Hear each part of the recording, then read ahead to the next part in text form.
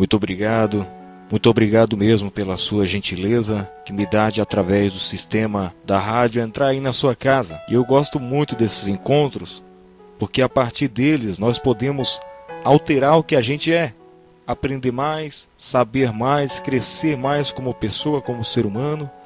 E o grande desafio de ser humano é a gente estar disposto a sofrer essas alterações. É muito ruim quando nós estacionamos, irmãos, e não queremos aprender, não queremos crescer. Eu sempre tenho oportunidades de aprender mais na minha vida, com pastores, amigo meu, com Deus, com a Bíblia. O Espírito Santo sempre está me colocando em oportunidades de aprendizado. Eu tenho pedido a Deus, eu quero aprender mais sobre Ti. E o conhecimento, ele nasce nesse objetivo e nesse propósito. Eu aprendi algo no decorrer da minha vida, aprendendo também mais com outras pessoas, e cada vez eu estou aprendendo e descubro que não sei nada, que preciso aprender.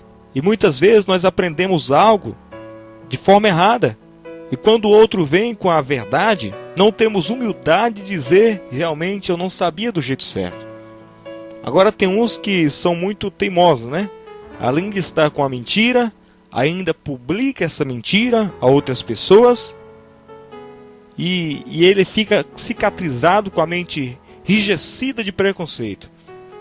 O preconceito ele faz com que cresça cada vez mais a ignorância. Aquele que pouco sabe, ele é mais ignorante quando passa o seu conhecimento. Ele não aceita contradições, ele não aceita conflitos. Quando nós achamos que já sabemos tudo, irmãos, somos os mais miseráveis seres humanos, armados de preconceitos e de tantas outras coisas. E por isso que a postura sábia do ser humano deve ser sempre humildade. Eu não sei tudo sobre as coisas. Eu não sei tudo sobre aquele ser humano. Posso ter algumas informações acerca dele. E muitas vezes são informações erradas. Antes de conhecê-la, eu imagino tudo acerca dela. Você já deve ter passado por isso. Eu já passei por isso. Conversou com uma pessoa uma vez, deduziu meia dúzia de ideias acerca dela, e quando foi ver, aquela pessoa não era nada do que você deduziu ou pensou. Às vezes a pessoa nem conhece o outro, nunca nem conversou, mas só em ver a primeira vez já diz: eu não fui com a cara dele, eu não fui com o jeito dele. E sabia que esse erro está em nós? E é por isso que devemos conhecer de verdade as pessoas, os lugares, os ambientes. Devemos ter realmente esse conhecimento. Eu sempre digo, eu não tenho muito conhecimento, eu não tenho conhecimento, sou fiel em dizer, mas eu estou próximo dele. O que é estar próximo do conhecimento? É estar buscando ele. Quando nós conversamos com alguém que sabe mais sobre aquela questão, eu aprendo mais. Mas tem que ter humildade de aprender, de ouvir, de perguntar e sofrer essas alterações. Devemos aproveitar esses encontros para crescer através dele. E é isso que o programa Avivando as Nações propõe a todos nós. Sabe como nós evoluímos no mundo espiritual? É quando nós encontramos com dificuldades, com obstáculos, e oramos, buscamos a Deus, e a dificuldade vem se tornar o motivo de conquistarmos grandes vitórias. Eu lembro que teve um tempo que minha família estava corrida, trabalhando muito, até final de semana. E em um tempo de consagração que eu estava, Deus revelou o que iria acontecer com um dos meus irmãos. Seria uma enfermidade que assolaria ele. Falei com a mãe sobre isso e demorou um mês, aconteceu. Ele ficou no hospital mal, ficamos lá com ele. Graças a Deus oremos, Deus fez a obra e ele ficou bom. Hoje trabalhando e tudo mais, né? Mas o que vejo nessa história foi que essa enfermidade do meu irmão fez com que minha família se unisse mais, se aglomerasse mais, diminuiu a correria, fez com que ele chegasse mais perto de Deus. Às vezes, nós trocamos as coisas acidentais da vida por aquilo que é valioso na nossa vida. É como uma casa, o diálogo da casa, né? A parede olhou para o alicerce e diz assim: você é feio, ninguém nem olha para você. Os móveis olhou para o alicerce e diz assim: todo mundo entra na casa, olha para mim e diz: nossa, que móveis bonitos, e nem olha para você. O teto todo soberbo diz: eu estou por cima, você está por baixo. Ninguém nem observa você. Sou eu que protejo a chuva. Todas as outras estruturas ficaram discriminando e apedrejando o alicerce. E o alicerce resolveu se retirar. E sabe o que aconteceu? A casa desabou. Muitas vezes nós não damos atenção àquilo que é de mais amoroso e de mais especial sobre as nossas vidas. Como um pai de família que era um grande empresário e nunca teve tempo para os filhos, sempre andando, sempre viajando. E aconteceu o inesperado. Uma vez tinha uma data marcada para ir em uma férias, um retiro com a família, com os filhos. E nesse dia chegado tinha outra reunião que ele deveria participar de uma grande empresa. E ele falou para os filhos: filhos, vocês me perdoem, mas vai indo com a mamãe, o papai vai, no outro dia está lá com vocês, tudo bem? E o filho falou assim: pai, nós te amamos mesmo assim. Pai, nós te compreendemos e te amamos. A esposa deu um beijo nele e falou: nós te compreendemos e te amamos. E sabe o que aconteceu?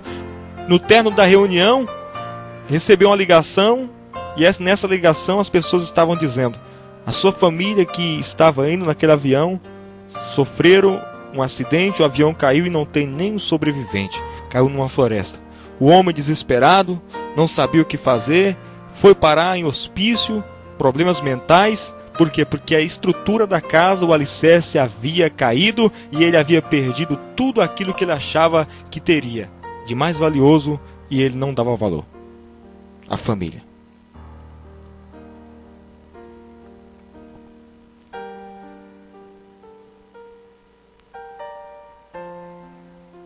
Então não precisa você enfrentar um caos, uma dificuldade para nós dar valor na vida ou na nossa família. E o nosso programa tem essa possibilidade de encontro, de aprendizado. Aquele pai de família só sabia falar uma coisa no hospício.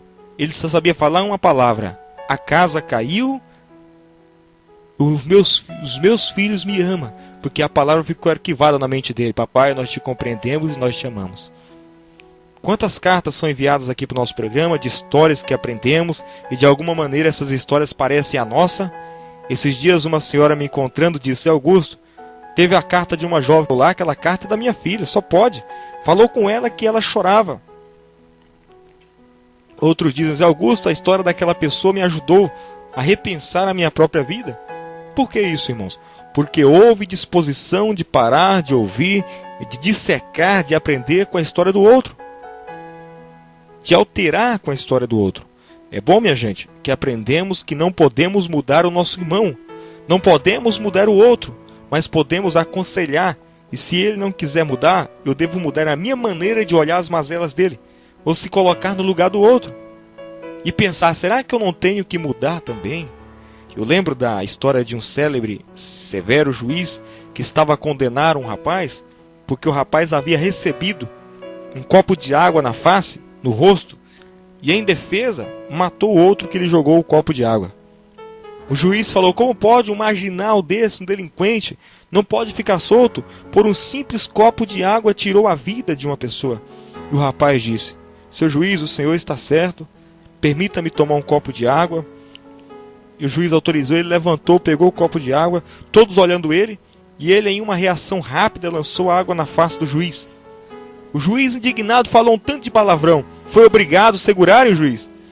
E ele ainda arremessou o martelo da sentença sobre o rapaz. E diante dessa cena horrível, o rapaz disse: calma, seu juiz. Por que quer me matar? Foi um simples copo de água. É interessante como é fácil julgar a causa de alguém, ou às vezes até condenar outra pessoa. Mas quando se colocamos no lugar do outro, até faríamos pior que ele. Eu preciso, irmãos, o tempo todo estar com Jesus dentro do meu coração para atualizar a vontade dele para a minha vida. Como é que Jesus tratava as pessoas? Eu não sou obrigado a ser cristão, mas se eu aceitei esse desafio, então eu devo ser verdadeiramente um cristão comprometido em fazer a vontade de Jesus. Amar o ser humano. Aqueles que são vaiados, aplaudi-los. Aqueles que estão discriminados, assentar e gastar alguns minutos conversando com ele. Ser capaz de nos dar a ele. Você dizer: quem não tem pecado, atire a primeira pedra. Estamos criando códigos fingidos, irmãos, mentirosos. Lembro de uma frase atualíssima: aquele que fala a verdade não precisa lembrar do que diz no dia de ontem. Aquele que fala a verdade sempre não precisa lembrar do que disse no dia de ontem. Eu prefiro as pessoas me conhecendo com transparência, com os meus defeitos, do que olharem para mim e pensarem em uma inteireza que eu não tenha. Eu não quero morar em uma carcaça de santidade, usar a Bíblia como escudo dos meus erros, não. É por isso que o nosso programa recebe cartas tão cotidianas, pessoas que não têm vergonha de se expressar seus erros, suas falhas. Essas é a cruezas humanas. Muitos não têm essa coragem de escrever, mas quando outros enviam, elas dizem: essa sou eu. Todos nós, queremos ou não, temos um pouco de Adão às vezes. Queremos esconder nossa nudez atrás de uma figueira. Isso não é o objetivo do cristão. Jesus quer que todos saiam de trás da folha da figueira e peça perdão pelos seus pecados, pelos seus erros. Jesus não tira a figueira da nossa vida de ninguém, não tira. Ele quer que nós tenhamos coragem de reconhecer nossas fraquezas, nossas mazelas, nossos erros, nossos pecados e sair de trás dessas figueiras. Não é olhar para o outro e dizer: esse crentinho aí não está com nada. Isso não. É reconhecer com honestidade que eu, José Augusto, preciso sair de trás da figueira e estar debaixo do sacrifício de Jesus na cruz do Calvário.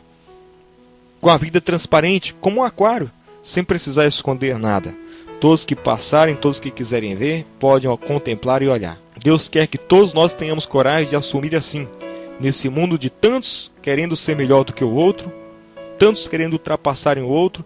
Lembro da história de dois bêbados, um abraçado no outro, dizendo: eu sou miserável, e o outro: não, você não é um miserável. O outro não elogiava, mas dizia: eu sou mais miserável ainda. Queria alegrar o outro, né? Eu sou um depravado. E o outro: não, eu sou um abandonado, um safado, e eu sou pior que você. E o outro: não, você não é pior que eu. Que é isso, amigo? Eu sou pior que você. Esquenta não, eu sou safado, abandonado, e ainda roubei sua grana para beber.